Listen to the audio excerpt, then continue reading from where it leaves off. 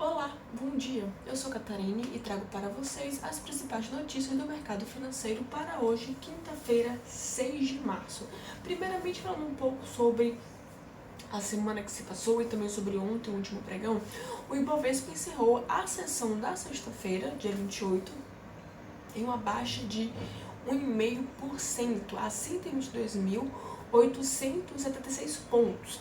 No acumulado da semana, a queda foi de 3,34%, enquanto no mês o índice recuou 2,5%. Durante toda a sessão, o Ibovespa operou em um terreno negativo pressionado pelo tarifaço do Trump e também pela desvalorização das commodities.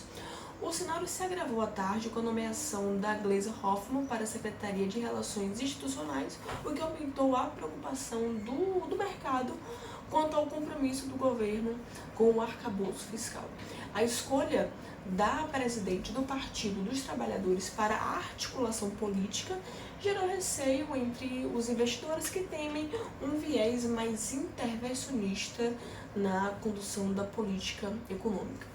Esse movimento contribuiu para uma piora no desempenho do dólar, que subiu 1,5%, encerrando a sessão cotada a R$ 5,91, o que é a sua maior cotação de fechamento desde 24 de janeiro. Na semana, a moeda norte-americana acumulou uma alta de 3,25% e no mês uma alta de 1,39%.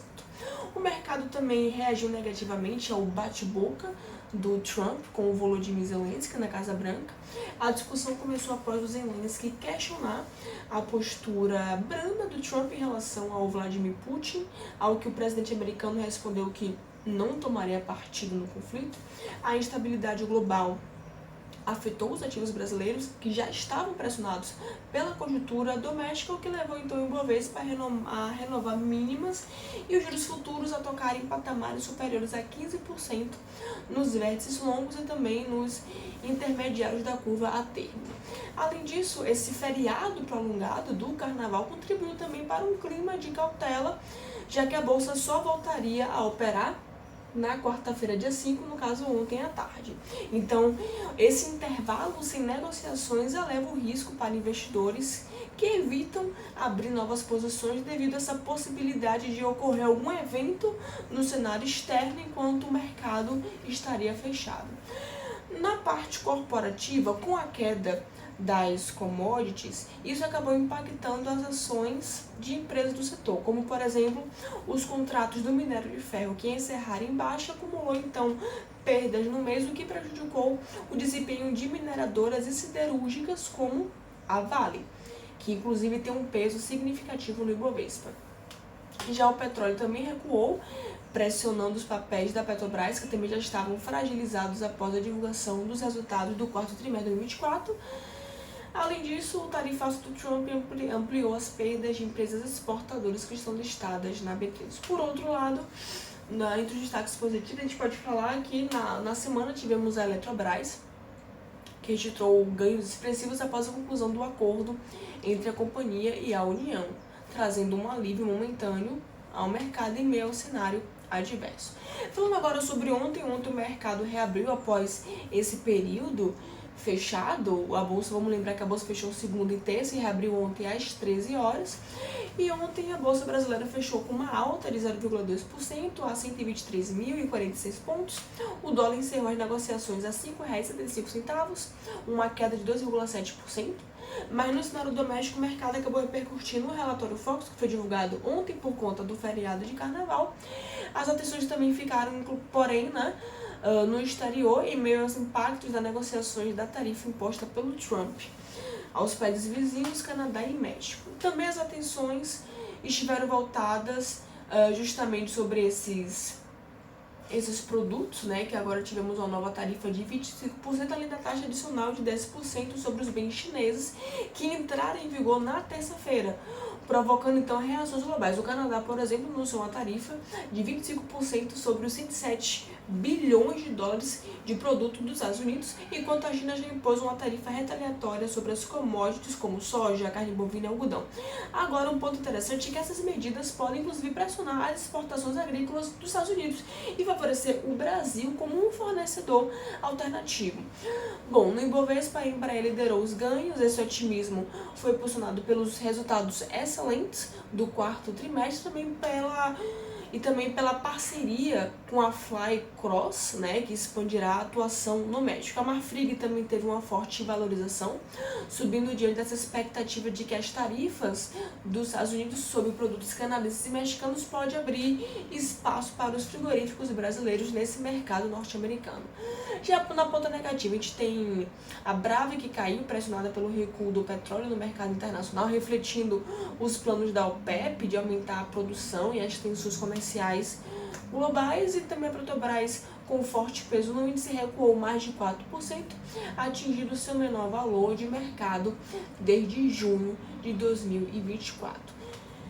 Falando agora efetivamente sobre a agenda do dia, sobre a agenda da semana, essa semana, entre 2 e 8 de março, ela foi marcada pelo carnaval, já que os foliões estavam na rua, ao mesmo tempo que tivemos alguns indicadores econômicos que movimentaram o Ibovespa. No Brasil, como eu falei anteriormente, a Bolsa de Valores permaneceu fechada na segunda-feira e na terça-feira, reabrindo apenas ontem, quarta, dia 5, a partir de 1 da tarde. Então, em razão, como falado também, do feriado de carnaval, o Boletim Focus, que normalmente é divulgado na segunda, foi excepcionalmente publicado ontem. No relatório, os economistas consultados pelo Banco Central mantiveram a projeção de inflação de 5,65% para o final do ano, ainda acima do teto da meta, e as estimativas para a Selic seguiram em 15%, e o dólar foi projetado a R$ 5,99 para dezembro de 2025. Na agenda econômica, a gente tem como principal destaque o PIB do Brasil, que está previsto para sair amanhã, sexta-feira, dia 7. Então a gente vai ficar atento a isso. As previsões, inclusive, indicam uma perda de força da economia brasileira nesse quarto trimestre de 2024, com estimativas de que o crescimento esteja variando entre 3% a 3,8%.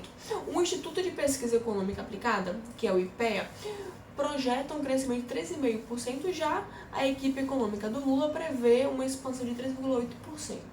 Mas hoje segue, a agenda é um pouco esvaziada, a gente vai ter o IPC de fevereiro, influxo cambial semanal, porém, é interessante falar que hoje o vice-presidente e ministro do Desenvolvimento Industrial, Comércio e Serviços, Geraldo Alckmin, vai conversar nessa quinta-feira com o secretário do Comércio dos Estados Unidos, o Howard Lutnick. Esse encontro vai ser por videoconferência às 5h30 da tarde. A expectativa é que o Alckmin trate nessa reunião sobre essas tarifas anunciadas pelos Estados Unidos, que deve afetar produtos brasileiros, em especial o aço, cuja sobretaxa já está com a previsão, inclusive, de entrar em vigor nessa próxima quarta-feira, 12, né? Bom, nos Estados Unidos, o foco do mercado está justamente para os destaques, para os novos dados sobre os pedidos de seguro-desemprego e também os índices do PMI. Os investidores estão aguardando essas informações para avaliar o comportamento da economia norte-americana e projetar também a postura do Fed para as próximas reuniões do FONC sobre as taxas de juros. Na sexta-feira, no caso amanhã, será um dia importante para o mercado, com a divulgação do payroll, que é o principal relatório de emprego do país, referente a fevereiro, e também o discurso do Jerome Powell, o presidente do Fed. Nos últimos dias, as bolsas de Nova York recuperaram parte das perdas anteriores, impulsionados pelos dados positivos do emprego, o livro bege, e também um alívio nas tarifas impostas ao México e Canadá pelo presidente Trump. O relatório ADP de emprego no setor privado apontou a criação de 77 mil vagas em fevereiro, após uma revisão para acima do dado de janeiro, que inicialmente indicava 126 mil, mas foi ajustada para 183 mil. Esse número gerou a expectativa de que o Fed possa reduzir os juros em 75 pontos base até dezembro, com o início desse afrouxamento em junho. Além disso, o Trump anunciou suspensão por um mês das tarifas de importação às montadoras. Bom, hoje o mercado está aguardando os pedidos semanais do auxílio-desemprego, e também teremos o discurso do governador do Fed, o Christopher Waller, em Nova York, e também o secretário do Tesouro dos Estados Unidos, o Scott Bessent, falará aí no The Economic Club de Nova York. Bom, na Europa os mercados operam majoritariamente alta, na verdade eles estão mistos, com os investidores atentos a essa decisão da política monetária do Banco Central Europeu. A expectativa de que a instituição reduza sua taxa básica de juros em 25 pontos base para 2,5%, marcando o sexto corte desde junho. Além disso, os investidores também aguardam os comentários da presidente, a Christine Lagarde, em meio a essas incertezas do cenário global. O ambiente também está influenciado por essa possível guerra comercial com os Estados Unidos e também essas recentes mudanças na regra fiscal na Alemanha e também na Comissão Europeia, que vão visar ampliar os gastos em infraestrutura e também na defesa, o que impacta inclusive o crescimento econômico. Bom, na véspera, o DAX, que é o principal índice da Alemanha, avançou 3,4%, registrando o seu melhor desempenho desde novembro de 2022. O otimismo foi impulsionado pelo aumento dos investimentos em infraestrutura e defesa, além da expectativa de um crescimento mais robusto. Esse movimento ocorreu após um acordo histórico entre políticos alemães para reformar as regras de restrição de dívida pública, o que reforçou esse sentimento positivo no mercado.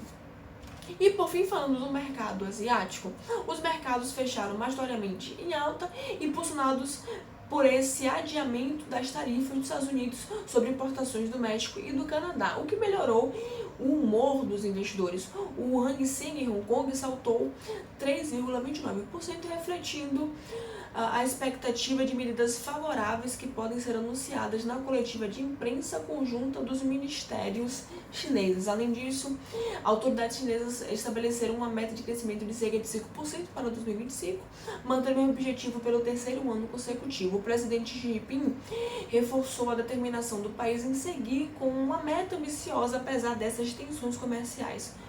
O setor automotivo, inclusive, também reagiu positivamente. As montadoras Honda e Nissan registraram alta expressiva justamente com esse adiamento das montadoras. Bom, eu desejo a todos um excelente retorno após feriado e também ótimos negócios.